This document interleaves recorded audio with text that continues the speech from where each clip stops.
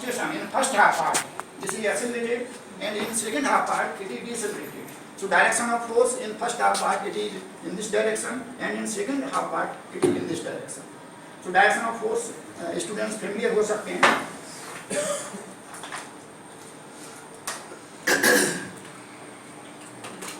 Next है simple.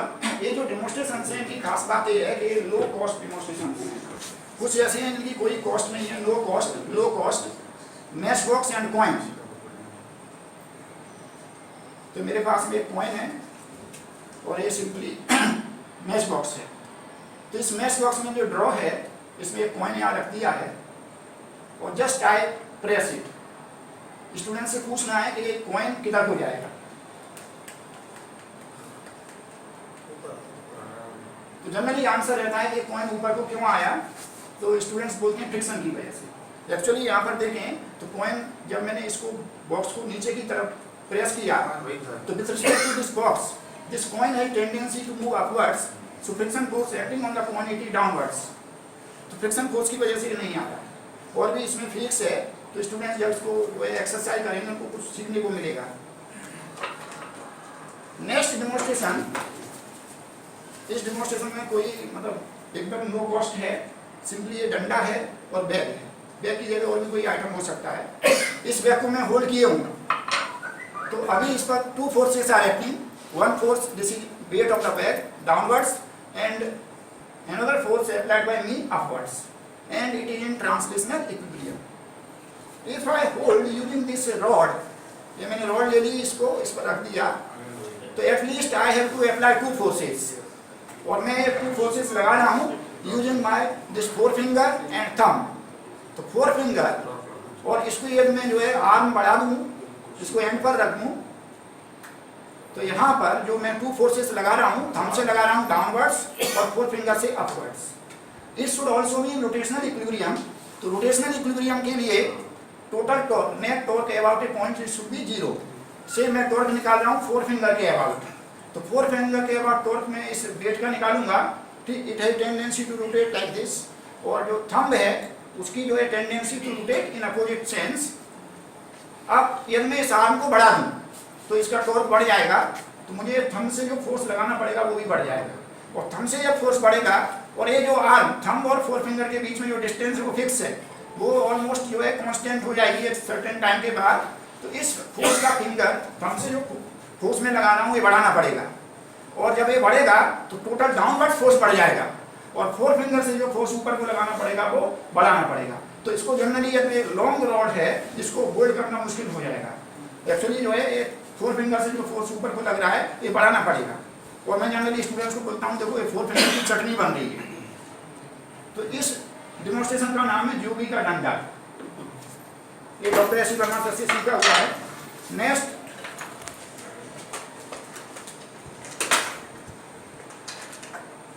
To items are there. This is bag और एक क्वेश्चन मार्क. क्वेश्चन मार्क तो generally सभी यूज करते हैं लैंग्वेज लिखने में भी.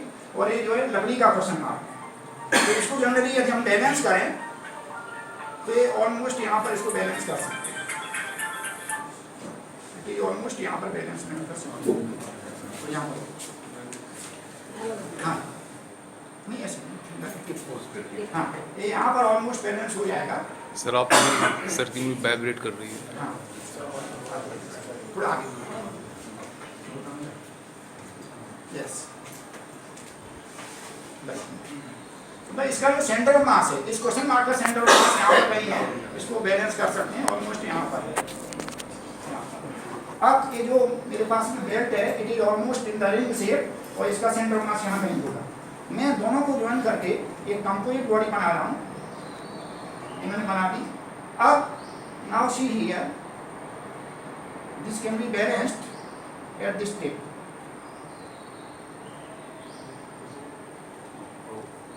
आप देख पाएंगे इसको यहाँ पर बैलेंस कर सकते हैं.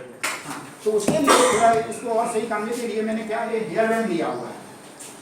हेयर बैंड ये भी ऑलमोस्ट रिंग शेप में है. इसका सेंटर मास यहाँ होगा और इस क्वेश्चन मार्क का सेंटर मास अभी बताया था यहाँ पर. दोनों को मिला के मैंने कंप्लीट बॉडी बना दी और इसको हम बैलेंस कर सकते हैं. तो अभी ये हेयर बैंड वर्टिकल ओरिएंटेशन में है और इसको यहाँ पर भी जो है बैलेंस कर सकते हैं, स्लैंटेड ओरिएंटेशन में हो जाएगा, और इसको यहाँ पर भी टिप पर भी बैलेंस कर सकते हैं। तो इसमें फिक्स क्या है कि जो जैसे बताते हैं क्वेश्चन मार्क है, इसका सेंट्रल मास यहाँ पर था और इस हेयर बैंड का सेंट्रल मास यहाँ पर है। So question mark can be replaced by a point mass which is here and this hair band it can be replaced by another point mass which is here. तो 2 point masses हो गए और उनका central mass यहाँ कहीं आ जाएगा। तो इस सेंट्रल मास से जो वर्टिकल लाइन होगी जहाँ पर इसको टच करेगी उस पर इसको बैलेंस कर सकते हैं। तो स्टूडेंट्स को जो है सेंट्रल मास का कांसेप्ट दिया जा सकता है। दूसरा जो है जब रोटेशनल मोशन बच्चों को बताते हैं तो vectors, angular velocity, torque, angular momentum, इसको जो है समझाने के लिए ये मेरे पास में जो है वैसे जनरली इसको बाईसाइकिल व्हील से करते हैं, तो इसको पोर्टेबल बना दिया है सिंपल। यहाँ पर एक रिंग है, जो डिस्क है यूजेबल डिस्क, और इसमें मोटर लगी हुई है, एक बैटरी है, इसको सिंपली रोटेट करना है। तो अभी जस्ट मैं इसको जो है ऑन कर रहा हूँ, आप देखिए अभी ऐसे चल रही है। तो एंगुलर वेलोसिटी की डायरेक्शन अभी क्या है, टुवर्ड्स मी, और angular momentum it is also towards me. Now see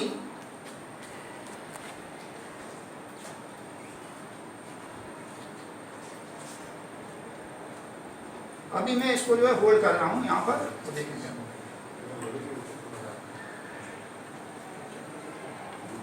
अभी आपने देखा एक दूसरी मोशन भी होने लगी इसमें। पहले सिंपली रोटेशन मोशन हो रही थी, अभी रोटेशन के साथ साथ में रिवॉल्यूशन भी हो रहा है। तो इसमें कई फिजिक्स है।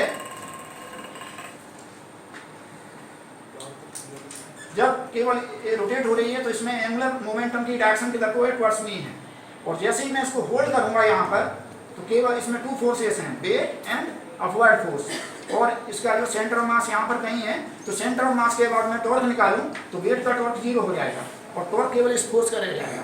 तो सेंटर मास के रिस्पेक्ट में से उसको ओरिजिन मैंने ले लिया, तो आर वेक्टर इधर को होगा, एफ इधर को होगा, आर और एफ टॉर्क इधर को जाएगा। Tau is equal to d L d t. तो डी एल वेक्टर की डायरेक्शन और टाउ वेक्टर की डायरेक्शन दोनों सेम होगी, और जब मैंने इसको रोटेट किया था तो एल वेक्टर इधर को था और डी एल इधर को है, तो L plus D L new angular momentum इधर को जाएगा और इस तरह से इधर को हो जाएगी। इसका एक्सिस जो है ऐसे हो जाएगा, और अगेन जो है एंगुलर मोमेंटम इधर को है और टॉर्क आपका जो है इधर को लग रहा है, तो डी एल इधर को है, एल इधर को, एल प्लस डी एल इधर को चला जाएगा, और इस तरह से इसमें जो है रोटेशन के साथ साथ में रिवॉल्यूशन मोशन भी हो जाएगी। तो बच्चों को इससे angular velocity, angular momentum, again see अभी ऐसे रोटेट हो रही है, और जैसे ही मैं इसको रिलीज करता हूँ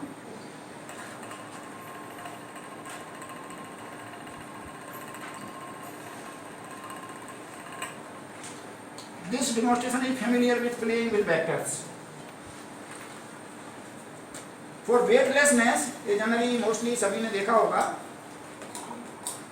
ये मेरे पास में एक एम्प्टी स्मॉल बोतल है और 2 जो है रिंग मैग्नेट्स हैं, इनको मैंने अपोजिट पोलैरिटी में एक को यहाँ पर फिक्स कर दिया है इसकी लीड पर, और दूसरा यहाँ पर रख दिया है मैग्नेट। इसको जस्ट मैं रिलीज करूँ, इसको होल्ड करना है, नहीं यहाँ पकड़ना नीचे तो जस्ट आपने अभी देखा जैसे ही मैंने इसको ड्रॉप किया, तो जब ड्रॉप नहीं किया था एक इनर्शियल फ्रेम ऑफ रेफरेंस था, नेट फोर्स इस पर 0 था, एक्सीलरेशन भी 0 थी। जैसे ही मैंने इसको ड्रॉप कर दिया it comes in free fall and it is in no it becomes non inertial frame of reference. और कुल मिलाकर जैसे ही फ्री फॉल हुई तो ये जो मैग्नेट रखी थी बॉटम पर उसका वेट क्या हो गया, वेटलेसनेस, और जैसे ही वेटलेसनेस हुई नॉर्मल फोर्स भी 0 हो गया। सिंपली इस मैग्नेट पर, लोअर मैग्नेट पर 3 फोर्सेस पर एक्टिंग। एक फोर्स क्या था, इसका वेट, दूसरा normal reaction, and third force था upward force, magnetic attractive force. तो जैसे ही इसको मैं फ्री फॉल कराता हूँ तो वेट 0 हो गया, वेट 0 हुआ, कॉन्टैक्ट खत्म, नॉर्मल फोर्स भी 0, और सिंपली एक फोर्स रह गया अपवर्ड फोर्स। उसी की वजह से मैग्नेट ऊपर को आ जाता है। तो जैसे ही जब इसको ड्रॉप करते हैं तो साउंड आप सुनते हैं, उसकी मोशन को देख नहीं सकते, फास्ट मोशन होती है, sound we can not forget.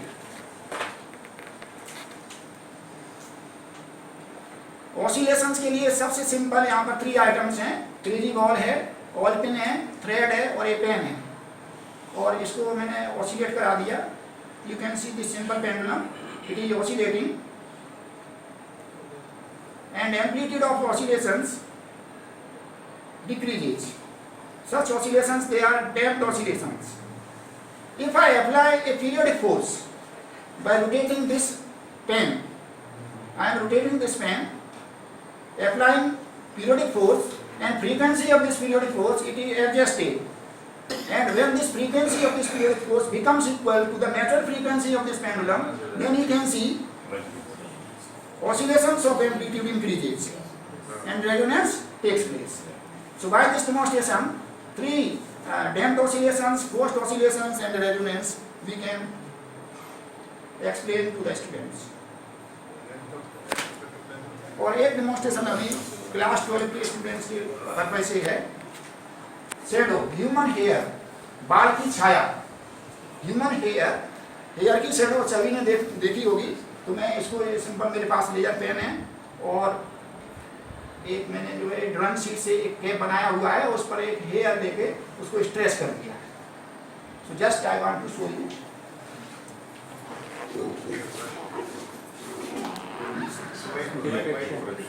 This is diffraction pattern actually.